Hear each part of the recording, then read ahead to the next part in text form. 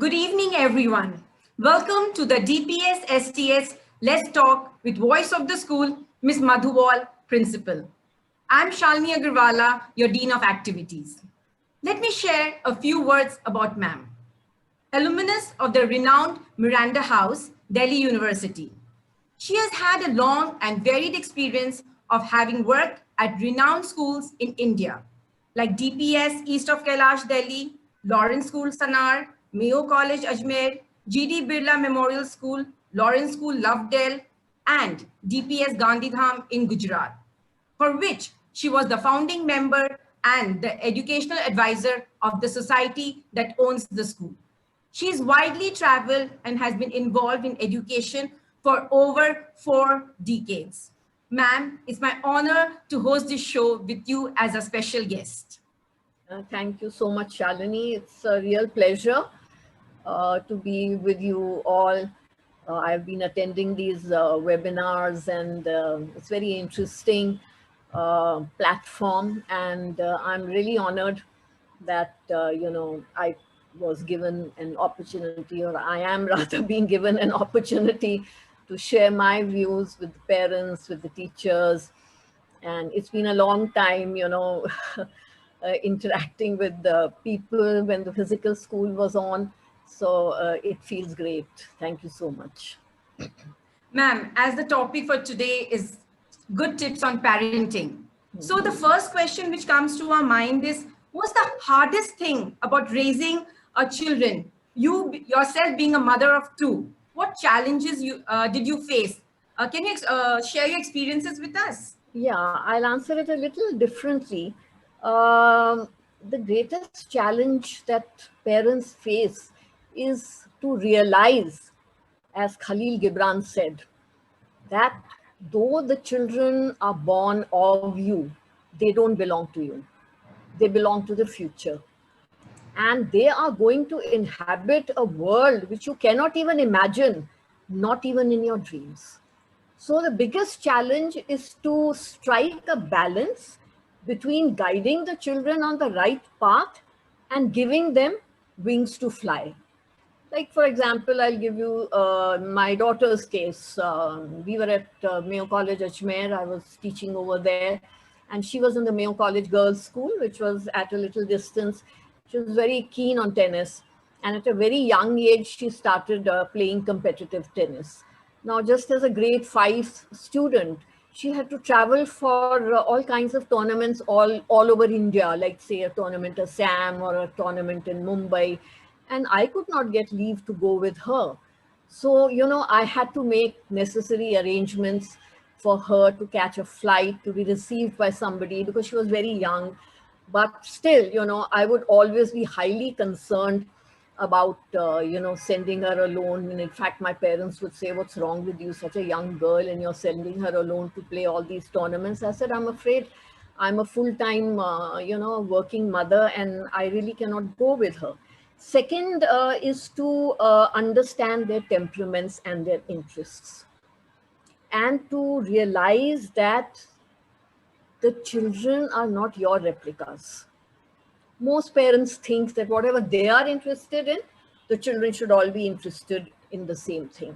No, you have to understand what your child's aptitude is, what is his area of interest, and not impose your ideas on them. Sometimes we try to live our dreams through our children, especially our unfulfilled dreams. Right. And I myself made the mistake. In fact, I regret it till today. I pushed my son into studying science when he was in school at Mayo College. And actually, he was not cut out for science. And had I permitted him to study economics and business studies, even though he's doing very well in his career, I'm sure that he would have gone much further had I allowed him to follow his own dreams, his own passions. So this is one challenge that we as parents face, and of course it's the numerous sacrifices that we have to make for our children.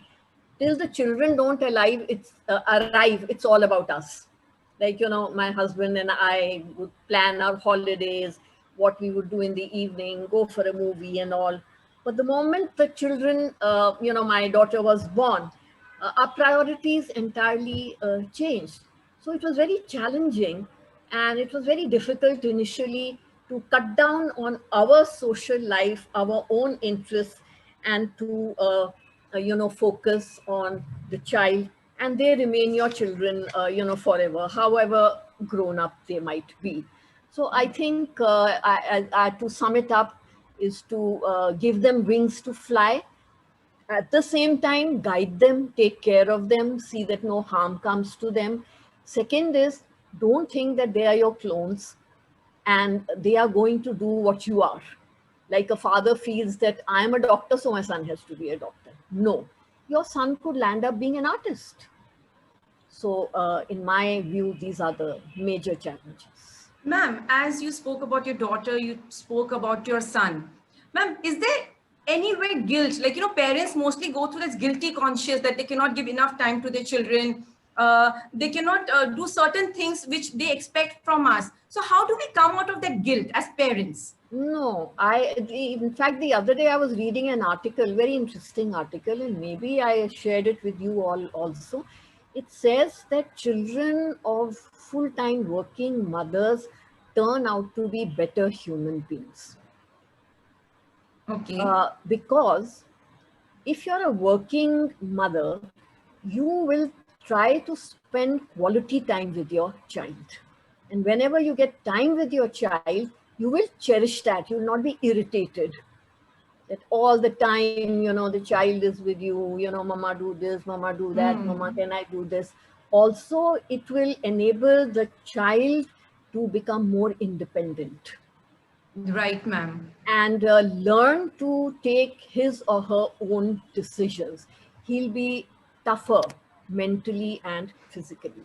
So I don't think so that there should be an iota of guilt in the minds of the working parents, especially the mothers, whose fathers are all working, of course, that you are not doing the very best for your child. Even as full-time working mothers, you can always find quality time, and in that time you can give to your children what maybe as a housewife you cannot give. Plus, working mothers are always having wider exposure, so they have more topics, more knowledge. Their mental horizons are broader. So I think that there should be no sense of guilt. Ma'am, what happens is that now first we were excited when the lockdown was there. We were like, we'll spend more time with our family, more time with our children, do different activities, so they understand us better and we understand our children better. But what is happening as time is passing by? Children are getting frustrated at home, parents are getting frustrated at home. So what activities can we do together so that we have a better understanding, parents with their children? I think there are many activities, and in my list, reading would be topmost. Your house should be filled with books. This is a very, very opportune moment to get your child to cultivate an interest in reading, doing project work. You can help your child do project work, sort out old albums, look at family photographs, share with children stories of their childhood or your childhood, which would be more interesting, that how you grew up in a totally different world. Getting the children involved in household chores like cooking, giving them the responsibility of, let's say, managing the kitchen on a particular day or chalking out the menu. You can discuss, current events with your children. You can ask them to read a newspaper, see the news, and, make a project on what is the news of the day. This is a wonderful time also to sort out, things lying in your wardrobes and cupboards. Old things can be discarded. They can be given away to the needy, and that makes you feel very good. It will energize the mind. It will empty your mind of all the clutter also. So I don't believe in, the word boredom. There are plenty of things. The parents just have to be a little innovative, that okay, they plan out the day for the child. There can be restricted TV viewing. Some lovely children's movies are there. Some lovely programs like, National Geographic, Animal World, and things like that. So I think that children can be very, very gainfully occupied in doing different kinds of activities.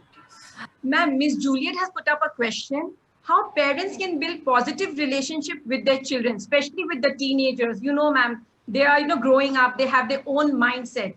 So how can we build positive relationship so they respect our views, there's always a contradict, like, between No, the children and the parents. as I said, listen, the ones whose ideas should be respected more than our ideas. The reason being that they are the future citizens. They are the ones who are going to wear the mantle of responsibility. And where you don't have conflicting ideas, husband, wife don't agree with each other on all points. So the important thing is for a parent to accept the fact that the child is going to think differently from you. Where you feel that the child is on the wrong track or going astray, he's spending too much time on social media, you need to explain to him, not saying, no, don't do this. I'm going to cut off your internet. So then, the respect doesn't come. But if you explain to the child that, look, social media is all very well, but you need to spend restricted hours on that or restricted time, then a sense of respect will grow. And another thing is that never humiliate or insult your child. However silly you may find his views, always lend a willing ear to his ideas. And you can listen, give a good hearing to the child, and then express your views, lay out options for them. That, okay, these are the alternatives.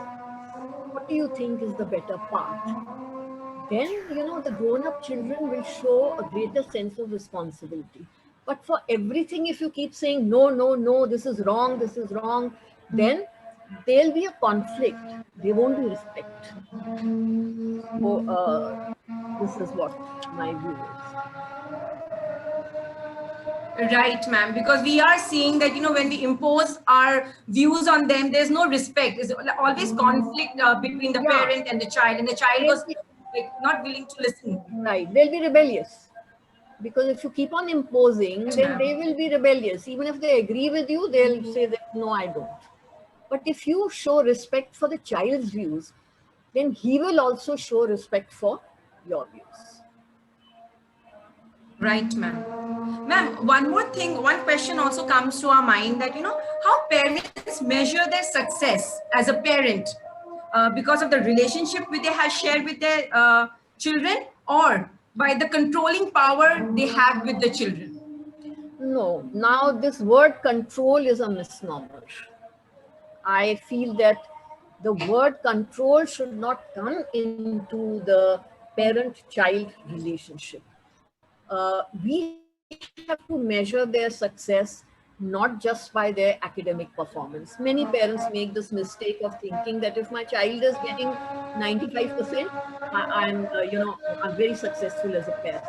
In my opinion, you have to measure your success as a good parent if your children grow up to be kind, well-mannered human beings, empathetic to the less privileged, evincing a sense of social responsibility, contributing meaningfully to society, being kind to animals, being tolerant of diversity, respecting others' religion, not making fun of others who are different, understanding that in this world there are different kinds of people, different caste, color, creed, so we need to respect them.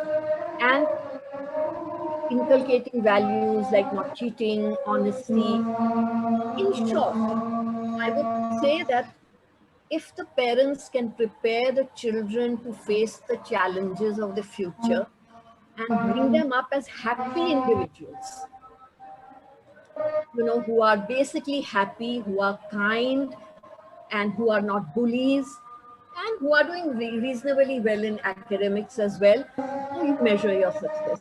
So the word control, I think, does not feature in the dictionary of parenthood. It's a relationship. Right. It's not a control. Ma'am, Like just a second. Like I wanted to give you one example.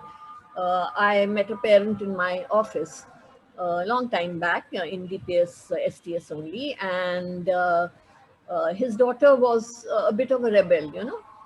She was like little, what should I say, obstinate and rebellious. So and frequently she was getting into trouble.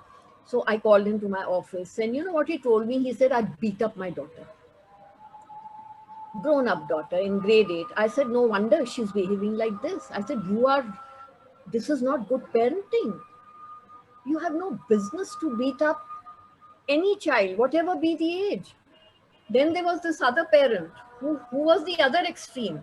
This girl was left totally to her own devices because the mother was a single parent and she was an air hostess.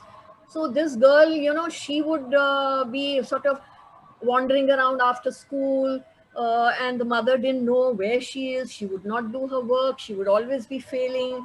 And when she would fail, then the mother would come to my office and request me.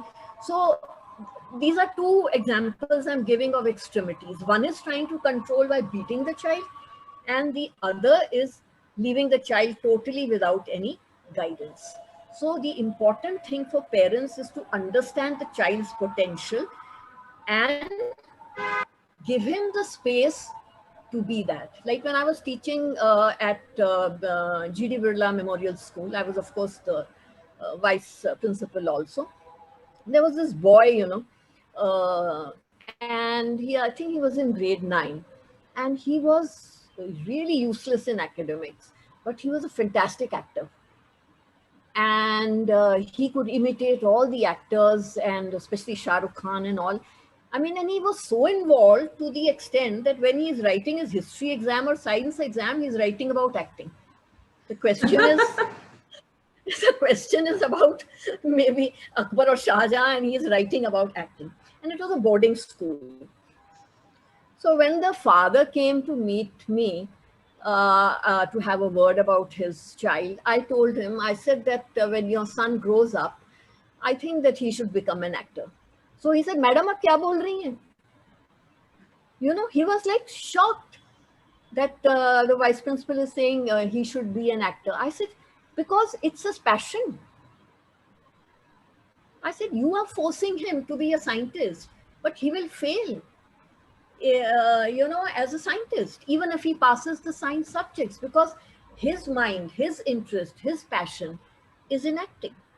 So, you have to see that what makes your child happy, what is, his area of interest. Like I had this student at Mayo College. Again, he was no good at academics, always coming last. But finally, he got a scholarship in the University of Savannah for photography. And today, wow, he's a photographer for the National Geographic and all. So now, how do you measure success? In school, he was a failure. Another student we had who was again failing, but he led the Indian polo team later on because he was very good at horse riding and all. So I think that, measuring success of parenting and how successful the child is a very complex task. Very complex task. And you cannot just say, that because my child has, got so many marks, he's successful. So I would say that have an open relationship, be a friend to your child, be a mentor. The child must have the confidence to confide in you. Let's say a girl has a boyfriend. How many parents are open enough that the girl has the confidence or the trust to go and share this with her parents? My son, he shared all about his girlfriends. Right from the time when he was in nursery, he had made a girlfriend for the first time. And he came and shared it with me. and he could barely speak. He said, "Mama, हमने girlfriend बनाई है." Oh, I said, "अच्छा, girlfriend बनाई है." So I said, क्या क्या बोलती है वो आपको? वो हमको कहती है हैंडसम और हम उसको बोलते हैं beautiful. He continued to pronounce the So word cute. beautiful. And because I was very open, so and he told me, he said, उसके पापा ना आर्मी ऑफिसर हैं. I said, "Oh my God, you have found out all about the family also." So, what I'm saying is, because I was more of a friend to my children, it's not that checks and balances were not there, but they had this faith, this trust that if we go to our mother and we tell her something, she is not going to shout and scream at us. She is only going to advise us. That's really nice, ma'am. Yeah. Ma'am, Mr. Mridha has asked a question. How can we improve our parenting skills? Are there any tips? I gave all the tips. But do you want? I have given all the tips that let them be individuals, respect their individuality, don't impose your ideas on them, nurture their curiosity. Don't keep saying no, no, no, no, no to them. Don't be negative. Don't put them down. Physically and mentally, let them be tough. Don't over pamper them. I had this lady, parent who came to my office when the whole school was in junior school building, and she had a big complaint. As per her, she comes and tells me that, during the dance class, the AC was not working for 5 minutes and my daughter was sweating. So I looked at her and I said, "Ma'am, what are you making out of your daughter? You want to make her into a delicate darling, whereas as parents, as educators, our job is to make them tough physically and mentally. Our job is to equip them to face the challenges of the future, because the world that these children are going to inherit is going to be a very dangerous and a very difficult world and a very complex world. So we cannot over pamper them. And another very important thing, parents should not try to fight the battles of their children. Let the children fight their own battles. Another thing, let them realize that the world is not a fair place. I'll give you an anecdote. My daughter, as I told you, was a national level tennis player. And her very first tournament was in Jaipur. And we were from Ajmer. Mayo College was in Ajmer. And the girl who she was pitted against in the finals was the daughter of the secretary of the Rajasthan Lawn Tennis Association. So what happened when the match started? We could easily make out that the referees, the judges, they were giving wrong decisions against my daughter. She would hit the ball is in, and they would say out. The crowd was against her, the referees were against her, the whole environment was hostile, vicious. Mr. Wall and I were sitting there, and she hit the ball in, they called it out, she looked towards us, and my husband, he just said, "Priya, just play your best. Just give it your best." We didn't go and start fighting with the referee. There's no point. We know we are not living in a fair world. Ultimately, because of her skill, she won the match because she kept her cool. And the girl who lost the match, she broke her racket, she kicked it, and she threw it over there. Because So, she couldn't believe that she has lost. You see, when you step out into life, is life fair? No. Criminals sometimes are roaming around free, and innocent people are put in prison. So you have to make your child mentally and physically tough to face any kinds of circumstances. So these are my tips. Yes, ma'am. And very rightly, you have said that, as parents, you didn't just get up and fight. So she knew that she has to play her best and win the match, right? I think that as parents, even we have to step back and look at us too, like the children. Exactly. Your child, you might think that my child deserved to come, first, but she came second. I don't think so. It's the right thing to go and start fighting with the teacher. Or during a race, I've seen someone going and fighting with the referee. No, my daughter came first, or my son came first. Even if your son came first, but he's been given second, doesn't matter. Let him learn. Let him learn that life is not Right. fair. Let him learn that people make errors of judgment.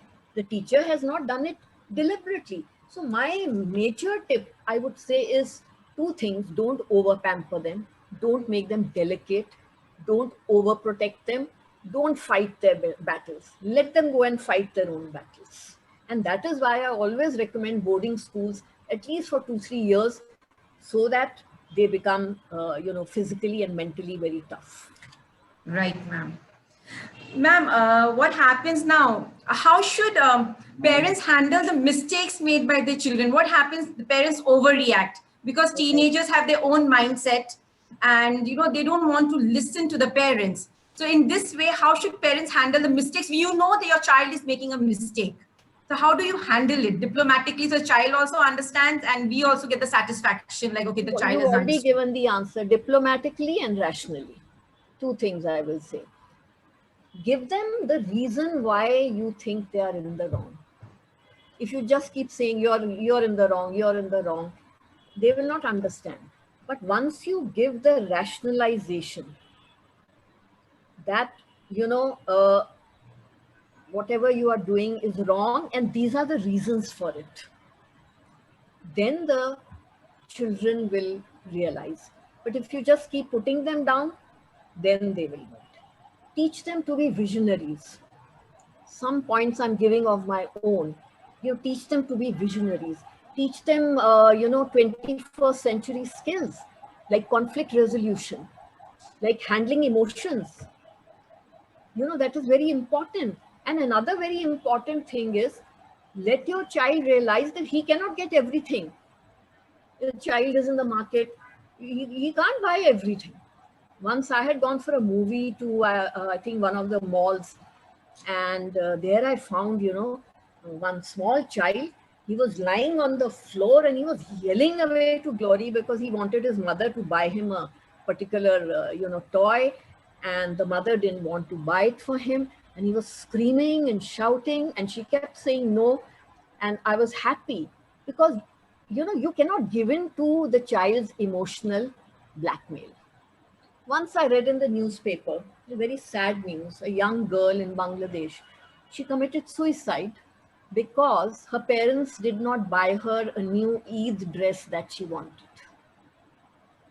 Now, why did she commit suicide? Because when she must have been young, the parents must have been giving in to all her demands. And because they were giving in to all her demands, once when they decided to say no, she just could not bear it.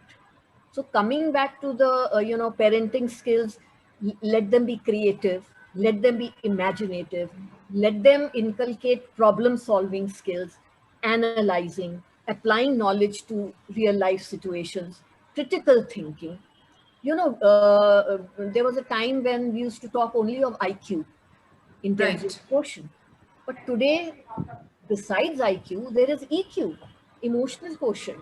There is SQ, social quotient. How do you socialize? What are your interpersonal skills? PQ, what is your passion quotient? What are you passionate about? So nurture their talents. And please remember that tomorrow's illiterates will not be the ones who cannot read, but those who have not learned to learn. So this is very important. Learning to learn on your own, giving them the independence. So teaching them life skills, teaching them to be tolerant, teaching them universal brotherhood, teaching them, how to develop an identity of their own, their individuality, which is for the goodness of humanity. These are very important things. Ma'am, one parent has asked us a question. Parenting should be done by tight and loose concept. Can you please give your ideas of at what point a parent should apply the tight approach?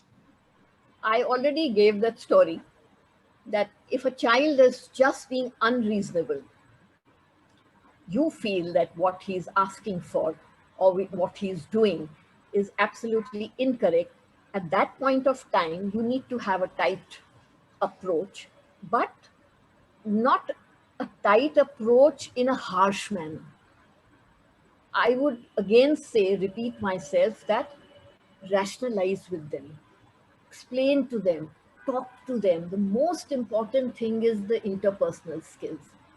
That, look, my child, this is what you're wanting to do. These are the 5 reasons why this thing is not correct. Where you feel that the child, his views might be conflicting with yours, with your ideas, but they're ethically correct. They're ethical. Then I think that the parent needs to be understanding. You need to, as I said, realize that the child is not your replica. He is not your personal possession. You have to give him wings to fly. But when you feel he's flying, it's like a kite.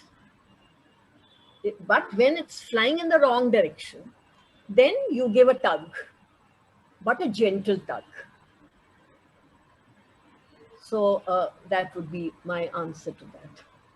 Thank you, ma'am. I think that's a very, you've answered it so well. We are understanding it really well in simple words. Ma'am, one more parent has asked, my daughter recently is panicking almost every day as she is preparing for her AS1 on next January 21. Please tell me how to erase her tension. In fact, I also feel panic at some point nowadays. What to do? First of all, you must realize that this is just another exam. And as I said, marks are not the be end and all of life. I've seen cases in India, children committing suicide because a child failed in the CBSE board exam. Because the parent makes him feel that passing an exam or getting high marks in an exam is the most critical thing in the world. I told you at the beginning, what are the most important things to raise happy children? So you have to counsel the child that, look, every child has his own potential. Everybody cannot be a 99%er. There are variations. Everybody's potential, capabilities, interests are different. And this is just another exam. The real exam is the exam of life. And that's why I keep harping on life skills. That's why I talked about all those skills. Make your child understand that just this knowledge is not enough unless you can apply this knowledge to real life situations. And the parent and the child have to realize that even if the child does not do very well in an exam, there are always other opportunities. My son failed in his board exam in the CBSE in physics, but we didn't raise a hue and cry. We told him, doesn't that matter? It doesn't matter. You take a supplementary exam. So he worked hard and he passed his exam, because it is the holistic development of the child's personality which the parents must realize is of utmost importance. So if the parent is also panicking, that panic is being, transferred to the child. So the parent should be cool. The parent should say that this is an exam, but the real exams are yet to come. The exams that you face in life, sickness, disease, death, unhappiness, conflicts, accidents, things not working out as per your choices. So those are the real exams. Then you can cool down your child, and you should say, the parent should say that you put in your very best and leave the results to God. Ma'am, one parent has shared this. Yeah, dear Madhu ma'am, I always got such positive behavior and suggestions from my elder son Zuhair Karim Thakur. I would also like to share around 6 years back when he was in senior section, he faced so many challenges from the school and teachers, but now he's in Canada studying in Seneca College doing his diploma. And I would like to thank you, Madhu ma'am, for your positive support. So the parent wants to thank you, ma'am. Thank you so much. I'm really grateful to the parent for appreciating because I think we face more of criticism and less of appreciation. I know that parents appreciate the efforts of the teachers and the management and all. It's just that they don't, express it so explicitly. So whenever I get any kind of appreciation, I always give credit to the whole team because it is the team as a whole, the teachers, the admin, the management, who are, and the parents, of course, who play a very vital role in, the upbringing of the child, in helping him. I remember this child. I know the issues that he used to face, and he was in my office, I think, I don't know, probably every week or so. So, I personally feel that no child is bad. This is my opinion, and I always say this to teacher, and I want to say this to parents, that no child is bad. Don't compare siblings. Don't compare your child to the neighbor's child. See, he has become an engineer, and what are you? It does not matter. Your child is an individual. If you respect your child's individuality, believe me, he will do very well in any sphere that he chooses. We are very fortunate to be living in a time when there are multifarious, opportunities and career avenues open for children. When I passed out of college, there was hardly anything, especially for girls. If you were very brilliant, you became a doctor. If you were not that brilliant, you became a teacher. Nothing else. We didn't know anything else.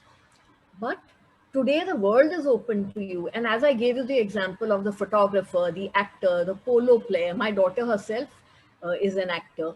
So these are not academically brilliant children who did very well in academics, but they are doing well in life. So the parent who's panicking needs to also make the child understand that it's not necessary that academically bright children might be doing very well. Shiv Khera was a failure in school. Abraham Lincoln was kicked out of school, but he became the president of the most powerful country in the world. So what is an exam? Exam is, I think, a very minor thing in life. Thank you so much, ma'am. I'm curious to ask you this question. One person has written is little out of the way. Ma'am, please share your valuable opinion. Parents don't want to have babies for the reason of being busy with work, as working parents thinking that our child cannot be raised by maids. Indeed, it is a tough decision to make for young generation. Right. Ma'am, they think, well, we are working, we don't want to have babies, and Well, it's very hard. It is an individual choice. I know of many couples who don't have babies. I would not really like to make a comment on this because it really depends. There are certain people who just don't want to have babies. I mean, and so what do? You cannot impose your opinion on them. But working parents should not have any fear. I think you can easily manage. Even if maids are looking after them, you can, always sort of make time or adjust your timings of your job or change your job for certain, years so that you can contribute more meaningfully in your child's upbringing. And I think that it is a good thing to have children because it binds the relationship of the husband-wife also. It's lovely. I have 2 grown-up children and I really remember their childhood. I think this should be the last question now. No, ma'am, one more question. Last one I want to ask you. How do parents inculcate the good, right values or the correct values in their children, ma'am? Right. Certain tips. Yeah, so this will be the last question, and Yes. I would because I want to show something also interesting to the parents before we wind up. Values can be inculcated by practice, not by precept. You have to be living examples yourselves. I'll just give you a little anecdote. One day I saw outside on the road, the main road, there was a Mercedes car. The window, the glass of the window was rolled down, and one lady stuck her hand out and threw a banana peel on the road. Now, I was just thinking, and there were children sitting in the car. What are the values these children are learning? That to litter, because we are in Bangladesh. But when we go to UK, we go to USA, we find a dustbin and then we put the garbage there. Yes. So values can be taught by example. Like I will give you one interesting story about my son. He was quite young. And, Udaipur has this beautiful hotel called the Lake Palace, which is in the middle of the lake. So we had gone to visit my husband's batchmate, and we had dinner with him. And you go to Lake Palace on a boat. And then we came back to our residence. When we came back to our residence, we realized that my son was having a letter opener, which was made of sandalwood. So I asked him, I said, that from where did you get this? So he's saying, I picked it up from the shop, from the gift shop. So I told him, I said, Ujjwal, that's very wrong. My husband told him, this is very wrong. It's a very bad thing to do. But we didn't leave it at that. We didn't shout at him, but we made him understand this is wrong. Next day, we took the boat. We took my son along with that letter opener. We took him to the hotel, and then we took him to the shop. And we told him, you return it to the shopkeeper and say, Uncle, I'm sorry. After that, I know my son never, ever pinched anything. In fact, now, when we are staying, my son was working as a director of marketing and sales for the Marriott hotels. So we get the special deal, of staying in the Marriott hotels at very reasonable costs. So in fact, when I would use the washroom and before leaving, I would, pick up the shampoos and, those miniatures. He would say, Mama, put it back. I said, Ujjwal, we paid for these things. These are consumables. He said, no, you are not going to pick up anything. Whatever you have used, but you are not going to pick up any shampoo or toothbrush or, anything from the hotel room. Now, because those values were very deeply ingrained with him. And one last incident I want to share. This is also about values. It is very interesting. We had just come to Bangladesh. I think we had not even spent 1 or 2 years. And we were members of the Uttara Club. And the Uttara Club, there used to be these Bollywood singers who used to come and, sing and all. And there used to be a buffet dinner. And there was a lot of crowd was there. So what happened is that, when the dinner time came, my husband and I went to the dining area and there was a long queue. So we stood at the end of the queue and we were waiting. Suddenly one parent saw us, So the parent came to us. He said, oh, principal and vice principal, ma'am are there. So he said, ma'am, sir, please come. So he took us out of the queue and he took us to the table. So the moment we were going to serve, one little boy, he came running out of the queue. He came and stood in front of us like that. And he said, sir, you just broke the queue. And he was a KG student from DPS STS. And and his parents came, no, sorry, ma'am, sorry. I said, no, don't say sorry. I said, I really admire your child, his values. We are teaching him to stand in a queue and he sees his own principal and vice principal. Breaking the queue. Breaking the protocol. And, having the meal first, just because we happen to be in a certain position and all. And I really will never forget this child.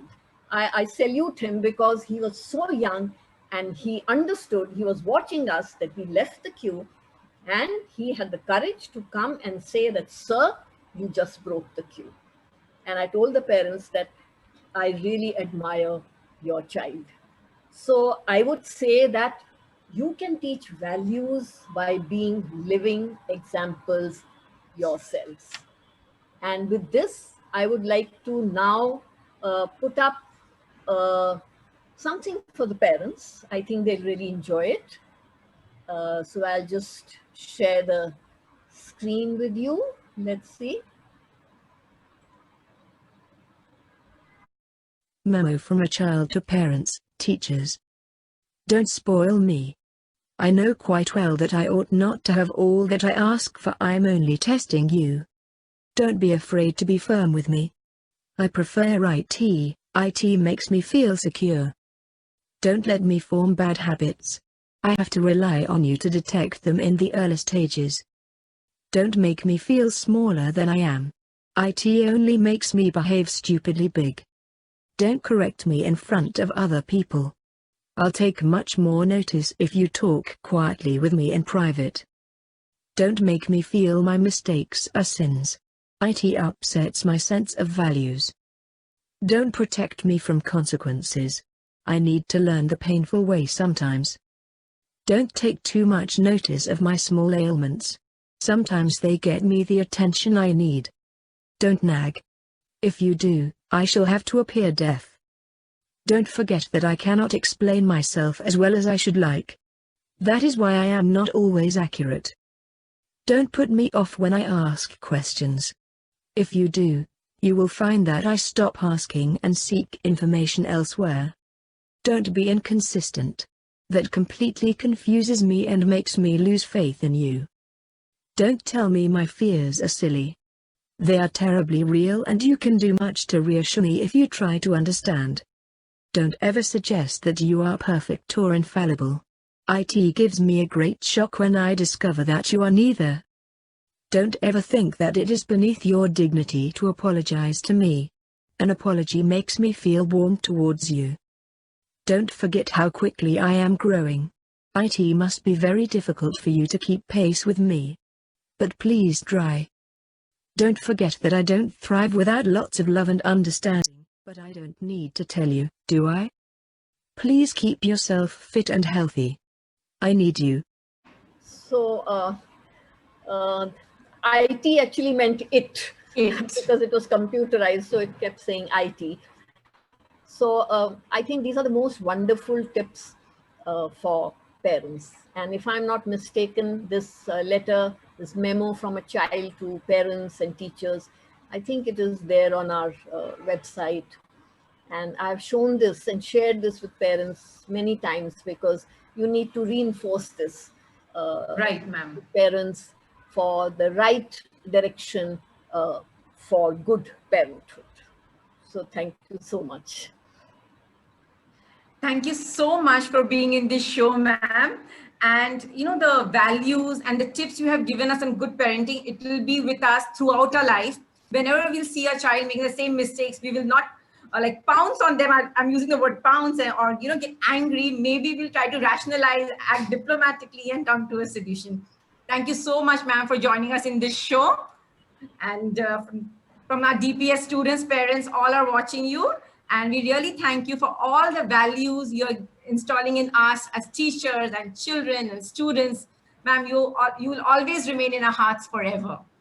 Thank you so much. Thanks to all the parents. Yes, thank you everyone for attending this show.